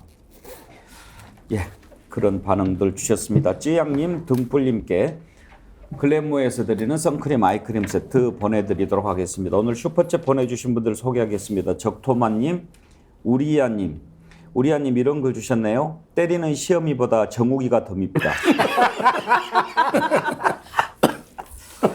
안승광님. 정우기도 꼭 필요해요. 그런데 아이 우리 오늘 저는 정말 서종욱 변호사한테 오늘 나오신다고 그래서 다른 때는 이제 별로 못 들어보니까 정말 물어보고 싶었어요. 우리 서종욱 변호사께서는 명품관에서 가기는 갔어도 안 샀다는 말을 믿으실까? 호객행위를 해서 들어갔다는 말을 믿으실까? 그렇게 궁금했는데 하나는 저하고 생각이 같고 하나는 다르고. 예. 서종욱 변호사도 어쩌다가 한 번씩 맞는 말 해요. 아까 그 홍준표 비판하는 모습을 보세요. 그런 거는 맞거든요.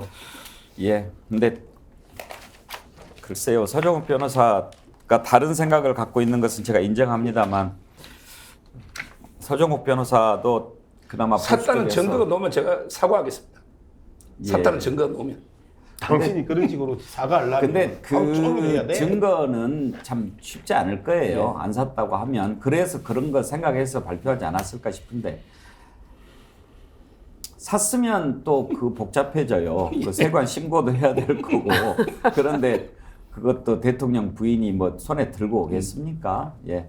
그 증거를 내놔라 그러면 내가 사과하겠다라고 하는 말도 국민들 짜증 지수 올리는 말이 될 수 있습니다. 저는 진심으로 한 이야기입니다. 진심으로. 예, 알겠습니다. 자, 제발 좀 상식을 좀 해보겠으면 좋겠습니다. 오늘 또 상식 찾다가 끝났습니다. 함께해 주신 네 분 패널 감사드립니다. 수고하셨습니다. 고맙습니다. 예, 2부 오라 경제에서는 윤경호 퓨처미디어 연구소장과 함께 이번 비피해 상황과 관련해서 여러 가지 경제적인 부분들 들여다보도록 하겠습니다. 전하는 말씀 듣고 곧바로 돌아오겠습니다. 글래머 좋아. 글래머 안 좋아? 좋아요. 글래머 좋아. 너 좋다. 그때 글래머를 발랐으면 티가 안 났을 텐데. 농사하고 그럴 때 피부가 타요. 타면 되죠. 그러면 이거 바르면 되지 않겠습니까? 네. 맞습니다. 좋아요. 조건이 좋습니다. 그리고 품질은 제가 보증합니다. 많이 구입해 주시면 우리 스픽스가 힘을 갖는데도 도움이 된다는 말씀 드립니다.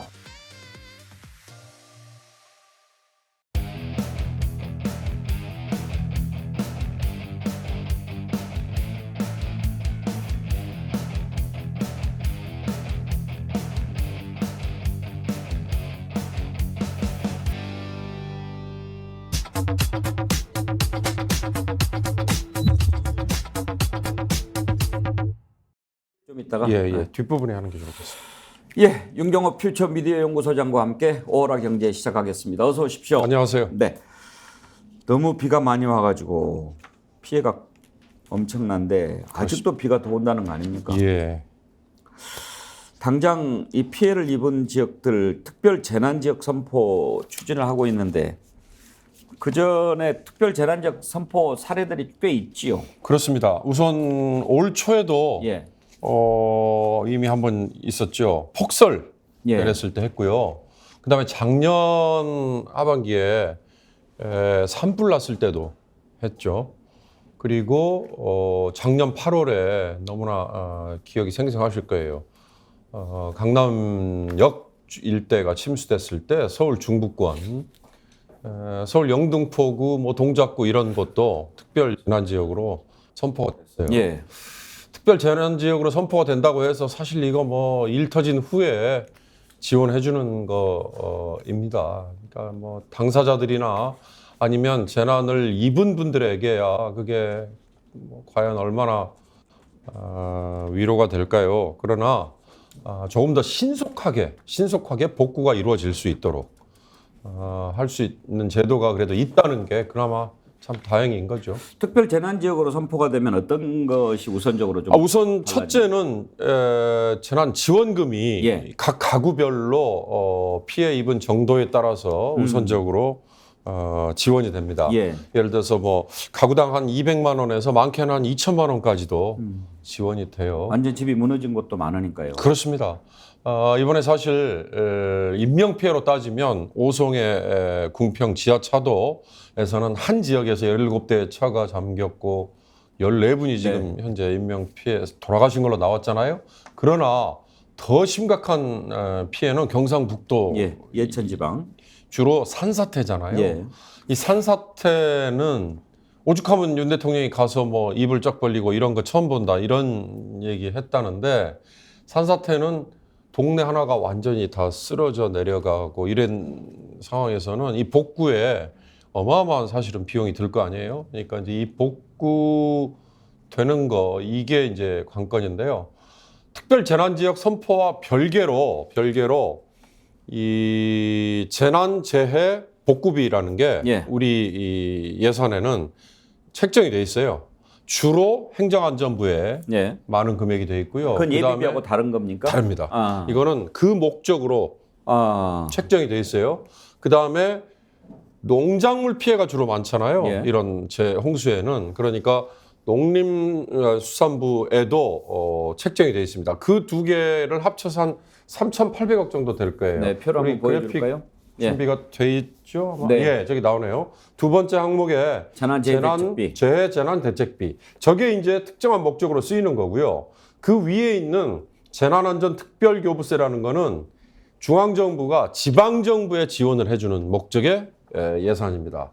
그리고 이제 세 번째 항목에 있는 목적 예비비라는 거는 예비비에는 두 가지가 있습니다. 목적 예비비와 일반 예비비. 예비비라는 거는 용도가 정해지지 않고 예산에서 책정을 해놓고요. 이런 예기치 않았던 예상할 수 없었던 재난, 재해 또는 사회적 참사 이런 것들이 벌어졌을 때 쓰는 용도입니다. 한 가지 재밌는 게 방금 그 표 중에 마지막에요. 국고 채무 부담행위. 채무 부담행위라는 굉장히 어려운 말이 있잖아요. 저건 뭐냐면 올해 저런 예비비까지도 탈탈 털어서 재난재해에 돈을 써야 되는데 이 국고가 비어버려. 그러면은 어떻게 해요? 정부가 내년에 책정될 예산을 미리 땡겨서 쓰는. 그러니까 정부가 빚을 내는 거죠. 근데 빚을 내는데 무슨 국채를 발행하거나 이런 게 아니고 그냥 항목에서만 끌어다 쓰고 우선적으로 내년 예산에서 그걸 채워넣는 그런 겁니다. 작년에 포항에 큰 불이 났었잖아요. 포항 그때 저런 항목을 활용을 했었죠. 그러면은 이제 지금 그렇지 않아도 추경 얘기가 계속 나오지 않습니까? 정부에서는 반대하고 있는데 이 정도 상황이면은 이제 필요해진 것 아닌가 싶은데요. 자, 제가 아까 경북 예천의 산사태 말씀을 드린 이유는 복구를 하다 보면 예상했던 것보다 훨씬 많은 재난재해 복구비가 투입이 돼야 된다. 그리고 예비비로도 감당이 안 될 것 같다. 그리고 민심의 이 흉흉함이 생각보다 훨씬 심각하다. 그러면 지원금을 더 늘려야 되지 않겠어요? 쉽게 말하면 쓸 수 있는 가용 재원이 바닥나면 어떡합니까? 아까 말씀드리는 국고 채무 부담 행위라는 거를 활용할 수도 있다고 했지만 그래도 안 될 경우는 추가 경정 예산을 편성을 해야죠. 과거에 이 재난재해 때문에 특히 홍수 때문에 추가 경정 예산을 편성한 게 세 차례 있었습니다. 주로 노무현 정부 시절인데요. 2002년, 2003년 그리고 2006년이었습니다.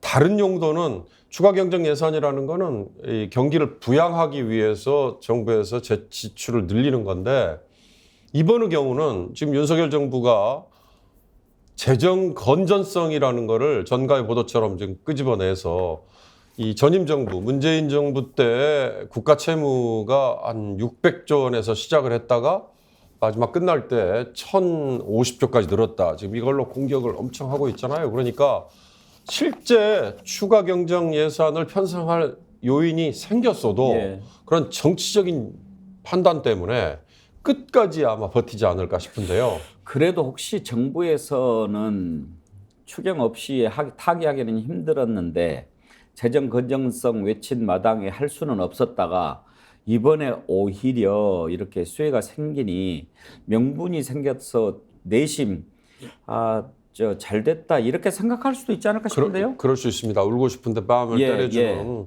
그러니까 3분기에 경제 성장률 그다음에 4분기까지 합쳐서 하반기에 과연 경기가 회복이 될까 이거하고도 다 맞물리는 거죠. 지금 한국은행은 뭐 기획재정부는 올해 우리 성장률을 연 1.4%, 1.5% 이런 정도로 지금 낮춰보고 있거든요. 이런 상황에서라면 하반기에 아마 굉장히 경기가 빡빡할 거예요. 그 빡빡한 경기에 뭔가 숨통을 터주고 불어넣기 위해서 추경이 필요한데 거기에 지금 앵커가 말씀하신 것처럼 재난이라는 상황이 오히려 울고 싶은데 뺨을 때려줄 수도 있고 특히 야당이 먼저 지금 추경을 편성하자라고 지금 먼저 주도권을 잡았잖아요. 이거에 자칫 잘못하면 야당한테 정부와 여당이 지금 질질 끌려갈 수 있는 상황이라서 자존심 싸움을 하는 건데 이 민생에 관해서는 자존심 싸움 이거 의미 없는 거죠. 그럼요. 아니 어려운 지금 분들을 당장 뭐 해결을 해줘야 되잖아요. 오늘 아침에 경향신문 제가 제목으로 봤는데요. 성난 민심의 뚝 터질 듯 터질까 이런 제목이 있었어요. 저는 이미 윤석열 대통령이 우크라이나 방문 중에 한국에 들어가 본들 할 수 있는 일이 뭐 있느냐 뭐 이런 뉘앙스의 얘기를 했잖아요.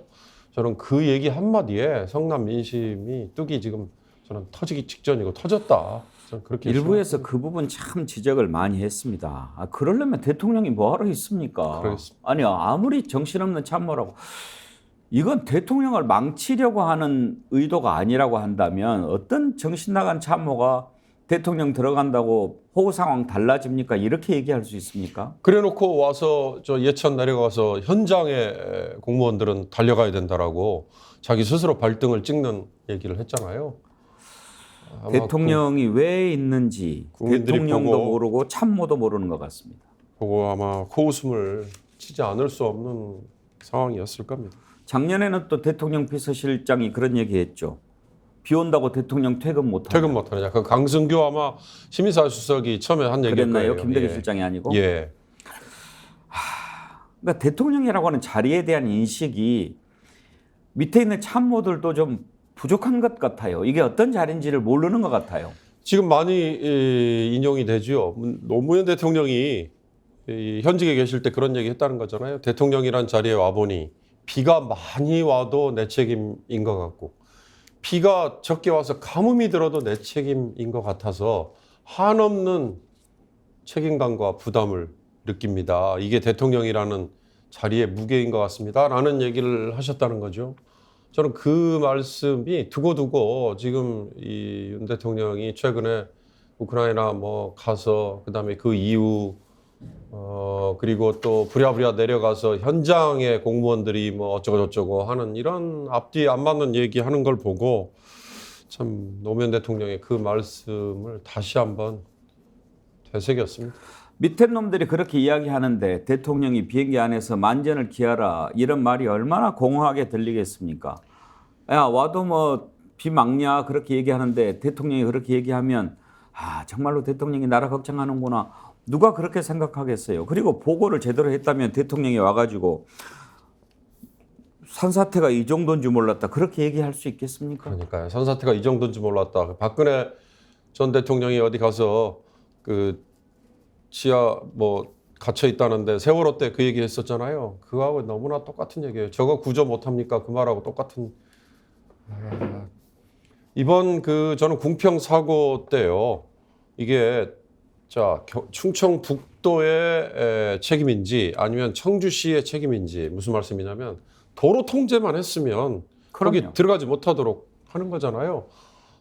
행복청의 그 공사 현장 뭐 감리단장인지 그다음에 홍수통제소에서는 막아야 된다. 이 범람할 가능성이 있다고 신고를 했다면서요. 그러면 그 두 군데 중에 도대체 어디가 이 도로 통제 권한을 가졌느냐. 뭐 경찰이 가졌느냐. 이런 거 하나만 놓고 봐도 일선에서 얼마나 지금 이 윤석열 정부 들어와서 일선 행정이 제대로 돌지 않고 있는가. 근데 그 이유가 뭔가를 움직이지 않는다니까요. 움직이지 않는 이유가 뭔가를 과연 지금 대통령실이나 또는 윤 대통령 주변에 있는 참모 또 대통령 본인이 과연 느끼고 있는지 파악을 하고 있는지 단지 뭐 차관들 몇 명 바꿔놓고 뭐 군기 잡기 하면 그게 공무원들을 다 잡는 방법이다 이렇게 생각을 했다면 이번에 이 홍수 재난을 보고 아마 뼈저리게 반성하지 않으면 정말 자격이 없는 거죠. 이번 참사 특히 이제 지하차도 참사 같은 경우에 이걸 천재라고 이야기하면 그건 정말 헛소리라고 해야 될 겁니다. 왜냐하면 그 버스에서 그렇게 많은 인명피해가 났는데 왜 그쪽으로 가게 됐습니까? 원래 다니던 길을 통제하니까 돌아서 가다가 그쪽으로 가지 않았습니까? 그러면 거기도 통제를 했으면 그런 인명피해가 안 났을 것 아닙니까? 그런데 통제를 안 했잖아요. 더군다나 거기는 다리를 만든다고 제방을 임시로 무너가지고 임시 제방을 설치했기 때문에 아주 취약한 구조라고 하는 것을 만든 사람들이 너무나 잘 알 거예요. 그런데도 그렇게 큰 비가 와서 다리 밑까지 물이 지나가는데 아무런 짓도 하지 않은 거란 말입니다. 최근에 어떤 그 공무원을 만나봤는데 그런 걱정을 하더라고요. 나도 공무원이지만 정말 걱정입니다. 우리 공무원 사회가 움직이질 않습니다. 오래됐습니다. 왜 그래? 정권 초기에 대체로 국정과제가 딱 이렇게 내려가지 않습니까? 그러면 거기에 대해서 막 이렇게 해야 되는데 어느 순간 중간급에서 야 신경 쓰지 마. 왜요? 신경 안 쓰거든 위에서. 그러니까 움직이질 않는다는 거예요. 저는 이번 이 재난 상황을 보면서요. 재난 상황일수록 중앙정부보다는 지방정부가 일반 시민들의 생활과 더 밀접하게 관련이 있고 항상 같이 숨을 쉰다. 이걸 누구나 다 느끼시잖아요. 아마 대부분 다 확인하셨을 겁니다. 예를 들어서 산사태라는 거, 취약지역 이런 거를 선정하고 있는데요. 그게 아마 우면산 2011년 사고 이후에 지금 하고 있을 거예요. 산림청이라는 데서 내려와서 산사태가 일어날 가능성이 있다 없다라는 기초조사를 하고 그리고 해당 지자체가 그거에 대한 후속 작업을 한 다음에 신청을 하면 지정을 한다 이러는데요. 한번 그런 거 생각해 보십시오. 동네 뒷산에 항상 비만 오면 산사태가 일어날 가능성이 있다. 이걸 누가 가장 잘 아나요? 동네에 있는 면사무소, 읍사무소 그리고 관할 주민센터에서 누구보다 잘 알지 않습니까? 그런데 그 주민센터가 원활하게 돌아갈 수 있도록 여건을 만들어 주지는 않고 오로지 지금 앵커 말씀하신 것처럼 정부가 바뀌었다고 해서 무슨 뭐 국정 지침 내려다 보내고 보여주기 위한 행정하고 이런 거 하다 보면 이런 재난 상황에 구멍이 쏙쏙 뚫려 있다는 것을 확인하고요. 그 구멍이 뚫리고 나면 피해는 결국 이번에 애꿎은 시민들만 이렇게 인명피해 당하고 재산피해 당하고 이런 게 반복된다는 거죠. 이런 경우에 그 지하차도에서 희생되신 분들이라든지 또는 차량이라든지 이런 부분에 대한 책임은 어떻게 됩니까? 아마 이제 개별 피해 사망에 대한 보상금은 따로 책정이 되지요. 국가 재난 사태로 선포가 되면 또 더 예우를 하도록 돼 있습니다. 차량의 경우는 기본적으로 개인이 가입한 보험에 좌우되는 거고요. 또 이런 경우에 대부분 금융회사들이 당사자 또는 가족들의 생계 유지를 위해서 대출을 연장을 해준다든지 아니면 특별 생활안정자금 같은 거를 대출을 해준다든지 하는 금융 지원도 또 이루어지거든요. 그리고 아까 잠깐 말씀드렸습니다만 특별 재난지역으로 선포가 되면요. 이 특별 재난지역에 해당되는 주민들의 경우에는 가구별로 공공요금, 이제 대표적으로 건강보험료, 그리고 전기료 또는 통신료 이런 것들은 감면 혜택도 주거든요. 그러니까 그런 것들은 사실 이제 사고를 당하지 않고 또는 사고를 당했다가 뭐 무사히 빠져나온 분들 뭐 이러지만 정작 돌아가신 분들의 경우는 사실 귀중한 목숨을 뭘로 보상을 받겠습니까마는 그래도 재난지역으로 선포가 되면 다른 일반 사고에 비해서는 조금 더 배려가 된다 이런 거고요. 예. 한 가지 특별 재난지역 제도 중에 이런 게 있습니다. 이게 처음 도입된 게 95년이에요. 근데 제가 기록을 찾아보니까 참 아이러니한 게요. 95년 7월 18일에 이 법이 시행이 됐더라고요. 공포 시행이 됐는데 딱 하루 지난 7월 19일에 유명한 삼풍백화점이 무너졌습니다.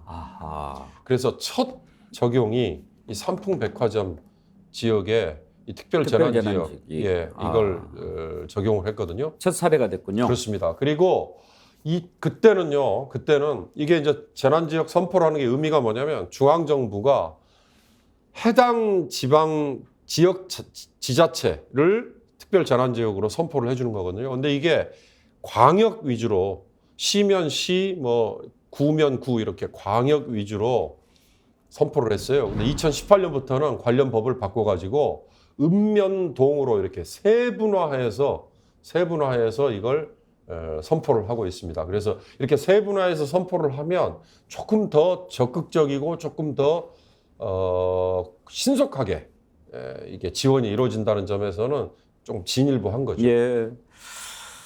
잠깐 옆길로 나간다면 저도 TV 뉴스를 보면서 궁금했는데 민잉사랑님이요. 옷부터 누구는 녹색, 누구는 노란색 이게 말이 되나요? 그렇게 주셨는데 지금 보니까 민방위복 입고 이렇게 나오지 않습니까? 근데 옛날 노란색들 입는데 원희룡 장관은 녹색 입고 대통령도 아마 녹색 입었죠?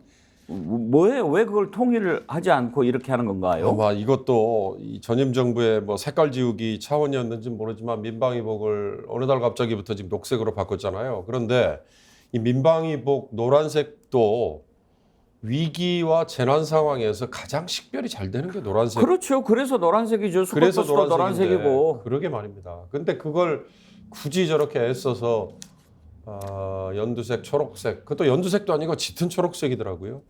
아니 노란색이 좋아서 하는 거 아니지 않습니까? 지금 뭐 학원차, 어린이들 유치원차, 뭐 태권도차 다 노란색인 게 왜 그렇습니까? 안전색이니까 그런 거잖아요. 그렇습니다. 근데 바로 그 의미를 왜 녹색으로 바꿔가지고 입고 다니는지 이해가 안 가요. 저렇게까지 저것도 아마 제가 보기에는 전임 정부의 뭔가 지우기. 그게 왜 전임 정부의 박정희 때는 노란색 아니었나요? 그런 아주 얄팍하고도 정말 유치한. 그렇게 바꾸면 그것만 해서도 예산이 얼마나 더 듭니까? 그러게 말입니다. 기존에 있는 걸 하라는 거 신경 쓰라는 거는 신경 안 쓰고 참나. 이게 문제는요. 앞으로 이제 이런 재난, 재해 사실 특별 재난 지역이라는 게 크게 봐서는 두 가지입니다. 하나는 자연재해 그리고 나머지 하나는 사회적 재난. 사회적 재난에는 작년에 우리 이태원 참사도 포함되고요. 아까 제가 첫 케이스로 말씀드렸던 삼풍백화점 참사 같은 것도 있습니다. 그리고 요즘에 강원도 지역을 대상으로 주로 많이 벌어지고 있는 산불도 사실은 자연재난인 것 같지만 사회적 재난의 범주 안에 대개 넣습니다. 문제는 이 자연재난 중에 이 홍수, 폭우라는 게 지금 우리 일상생활에 너무나 빈번해지고 가깝게 다가와 버렸지 않습니까? 그 중에 극한호우라는 개념, 용어. 이게 지금 아마 여러분들 상당히 많이 지금 귀에 익숙하셨을 거예요. 이번에 처음 등장한 단어인데. 그렇죠. 예, 집중호우는 있었어도. 그렇습니다. 집중호우라는 말은 있었는데 언제부터 우리가 극한호우라는 말을 썼나. 그래서 저도 기상청 쪽에 취재를 했더니 작년 8월에요. 이를테면 아까 제가 잠깐 말씀드린 강남역이 순식간에 잠겨버리는 그 사고 이후에 극한호우라는 개념을 기상청에서 동원을 했습니다. 숫자를 말씀드리면요. 아까 집중호우라는 거는 1시간에 시간당 30mm 이상의 비가 내렸을 때를 집중호우라고 한답니다. 그것도 올랐네요. 옛날엔 20mm였거든요. 아, 그렇습니까? 극한호우라는 거는 50mm예요. 그리고 또 하나가 3시간에 90mm를 충족시키는. 근데 그 당시에 이를테면 동작구에 기상관측소가 있던데 동작구의 기상관측소에서 측정된 바로는 시간당 140mm가 내려버렸어요. 근데 문제는 그거는 뭐 앞이 안 보이는 거죠. 이 와이퍼 자동차에 와이퍼가 작동이 돼도 앞이 안 보이고요. 비가 아니고 폭포예요. 그 맞습니다. 그리고 지나가는 사람이 안 보이는 정도의 비거든요. 문제는 이런 식의 집중적으로 쏟아지는 상식을 초월하는 비가 앞으로 더 많아질 거라는 거죠. 이게 이제 우리에게 주어져 있는 과제입니다. 결국 한마디로 기후 변화의 폐해가 예상할 수 없는 부작용이 지금 눈앞에 다가오고 있는 건데요. 제가 정말 상상하기 어려운 이 얘기지만 하나만 던져 드릴까요? 지금 비가 시간당 141mm가 예. 내리면요. 하루에 비가 1000mm가 내리는 상황도 한번 가정을 해볼 수 있어요. 하루에 500mm의 비가 내리고 났을 때 그 아비 교환은 이루 말할 수가 없는데요. 우리 대한민국 땅에서 하루에 1000mm의 비가 내리면 어떤 상황이 생길지 아세요? 지금 우리나라에 댐이 한 17,000개 있습니다. 그 중에 홍수 방지를 겸하는 다목적 댐이 20개 있습니다. 이 20개의 다목적 댐이 일제히 방류를 해야 됩니까? 방류를 떠나서요. 무너집니까? 감당을 못합니다.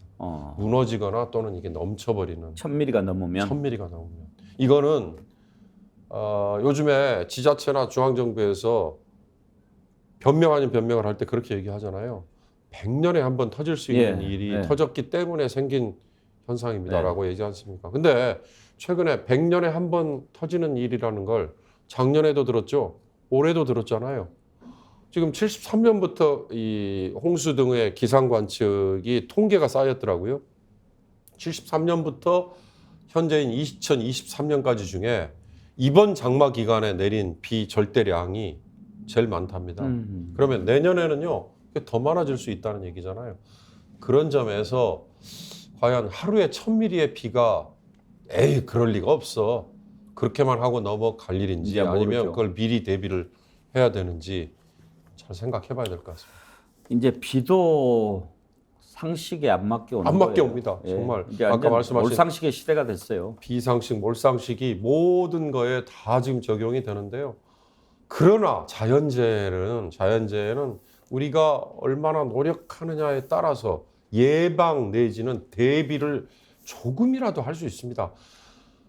줄일 수 있습니다. 피해를. 그런데 지금 이번에 보여준 이 중앙정부와 지방정부의 이 어처구니 없는 행동들은 그 피해를 줄이기는커녕 오히려 성남 민심에 더 불을 지르는 그런 결과로 이어졌다는 점에서 누가 책임을 져야 될지 잘 생각해 봐야 될 것 같습니다. 자, 그러면 이제 극한호우를 얘기하셨는데 우리가 이제 극한호우의 시대에 살게 됐지 않습니까? 기후변화 때문에.